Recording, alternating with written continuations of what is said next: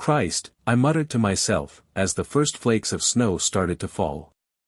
They gathered in fuzzy clumps over the windshield before my wipers cleared them away. I'd been waiting for 15, no, 20 minutes now, in my sister's driveway. Had I chosen to wait inside with her, I'd have been dead by now thanks to her 2 gray cats. Cute little devils, but murder to my sinuses. Puffy eyes and a clogged-up throat, that's just what I needed. Every Christmas, our family made the annual trip to my grandparents' cabin tucked away in the woods of Hope, Alaska, and I'd hoped to beat the heavy snowfall that was forecasted. Since my sister's license was suspended from a DUI, here I was, a hostage to time, with my finger tapping anxiously on the steering wheel. When my mother had asked me to be the one to grab my sister, I had honestly dreaded it from the start. It wasn't that we hated one another, we just weren't as close anymore. After decades of constant arguments and bitter disagreements, we became distant and our relationship fizzled. Yes, we were siblings, but it felt more accurate to call us the residue of what siblings once were. Finally, like the gates of Valhalla, her front door opened, and out she came. Her hair was forest green. The last time I'd seen her, it had been white. The time before that, it was violet. Got everything? I asked, as she clambered her way into the passenger seat. She responded, as she adjusted her glasses and stuffed a few bags in the back seat. And just like that, we were off. Hope was about a 30-minute drive, and it didn't take long for the awkward silence to inflate between us. It didn't help that the radio didn't work in my car and that the broken auxiliary port made your music sound like it was having a seizure. By the time we reached the turnoff for Hope Highway, the road was turning into a thick white sheet. Thankfully, on Christmas Eve night, the long stretch to Hope's small community was quick and vacant. The cabin was tucked away in a fortress of trees 5 miles off the main road. As I made the turn, my sister cracked the window, pulled out a blunt, and lit it with her lighter. "Want a hit?" she asked. Snow crunched beneath us. "Not while I'm driving. It's a straight path. We're practically there already." She took a drag and blew it out the window. "I want to just focus on this, alright?" She huffed and pushed up her glasses. "If you're that worried, maybe slow down a bit then." There was the jab, a piece of bait to lure me into another fight. But I wasn't going to bite, not this time. She could live with us getting there faster. The drive was almost over, and soon I'd be in a warm living room with my feet up, a spiked eggnog in my hand and Bobby Helms' Jingle Bell Rock in the air. I could already hear Uncle Jed spouting off one of his crude jokes, "Why does Santa Claus have such a big dude?" my sister shrieked, jabbing a finger in my side and whipping my mind back to the windshield. The car had just finished winding around the thick trail. The large body of a reindeer stood in our path.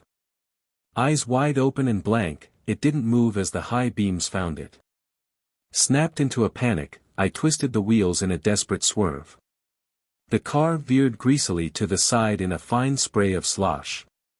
The reindeer, also known as a caribou, remained still, even as the bumper soared inches from its nose. We came to a crunching halt off the main path. "Jesus," I sighed, blessed with relief, "did we hit it?" "No," my sister said, leaning out the window to check, while exhaling another plume of smoke. I wound the steering wheel back around and pressed on the gas. The wheels shrilled in place, kicking up globs of sleet but not moving an inch. "Perfect," I moaned and unfolded myself from the seat to check it out. The 2 front tires were caked in black slush and practically swallowed in a mound of snow. I kicked at it, trying to clear off the icy debris from the treads and beneath the wheel well. When that tired me out, I resorted to scraping it off with my fingers. "Screw off, Prancer," I heard my sister call toward the dark silhouette of the reindeer, its antlers like gnarled fingers reaching for the treetops. Then she made a sort of startled yip, followed by a, "What the fuck?" I looked up from the scrim of snow. The reindeer was now standing tall on both of its hind legs. It looked strange, like a silly caricature you'd see in a kid's book. But out there, in the silence of the woods, it was a creepy image. The way its vague shape stood on just two legs held an almost human-like balance. For whatever reason, I realized then it didn't have a tail. Its muscular neck craned to the side and let out an ululating scream, a miserable squeal of metal grinding against metal. My legs were ice sculptures, cementing me to the spot as the shriek quieted to a succession of wet grunts. The reindeer dropped down to its original posture and stomped heavily. Puffs of white vapor and strings of snot vented from its nostrils. I was no hunter, but it didn't take a lot to tell when a pissed-off animal was about to charge. I leaped for the driver's seat, pulled the door open, and slammed it shut just as the muffled thud of hooves reached me. Antlers scraped the door as its large body practically flew over the patch I had just been standing in. Fast, very fast.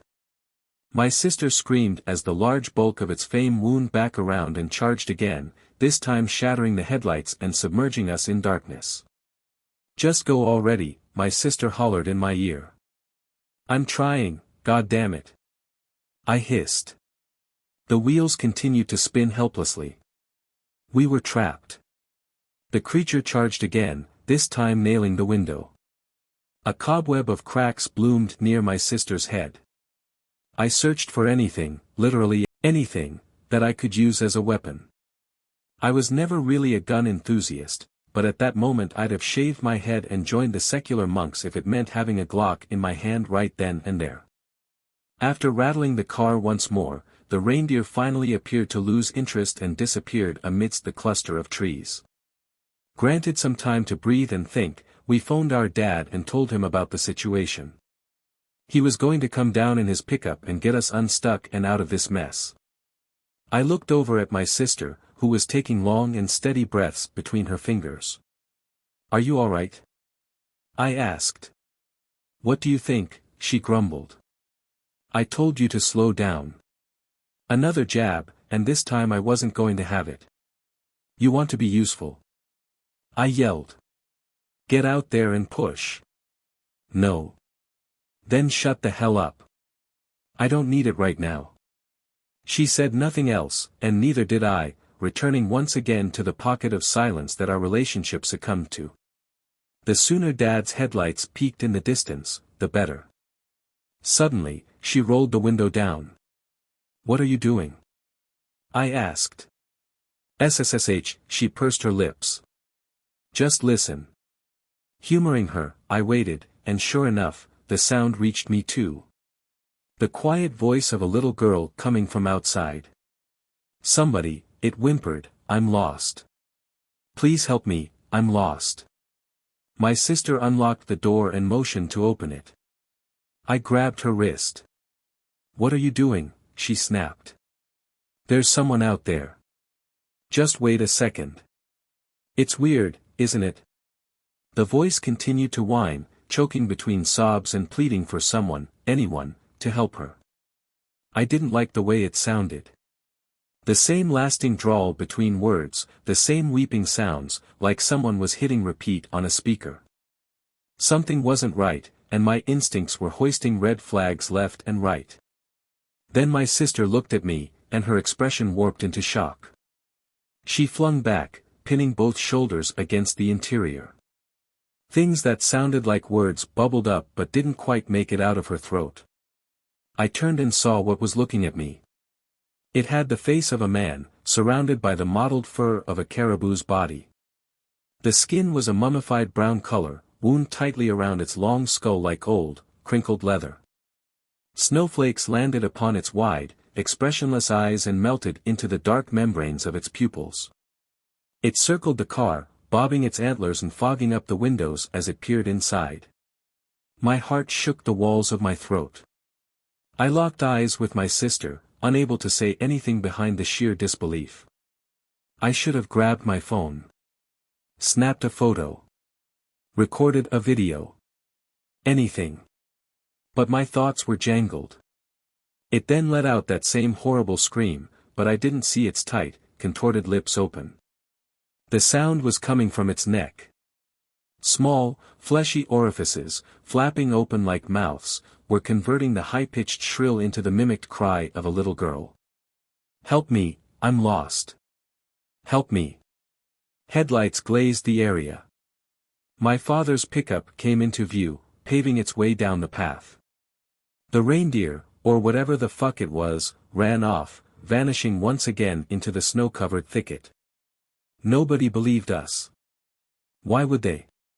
If anybody had told me that story, I would have assumed they were hopped up on some crazy psychedelic. But the reality of what I saw was cold, and it's something I still to this day can't fully swallow. Instead of sleeping that night, my sister and I did some research that led us to the myth of skinwalkers, beings of some sort, capable of mimicking voices and disguising themselves as animals to lure people into the woods. After reading other accounts, there wasn't a doubt in my mind what we'd witnessed out there. Every so often that night, I'd stare out the window and eye the yard, wondering if I'd see that leathery face watching from the tree line. Neither I nor my sister ever made that trip again, much to the frustration of my family. But there was a silver lining. She and I have never been closer. If you like this type of content, check out my channel.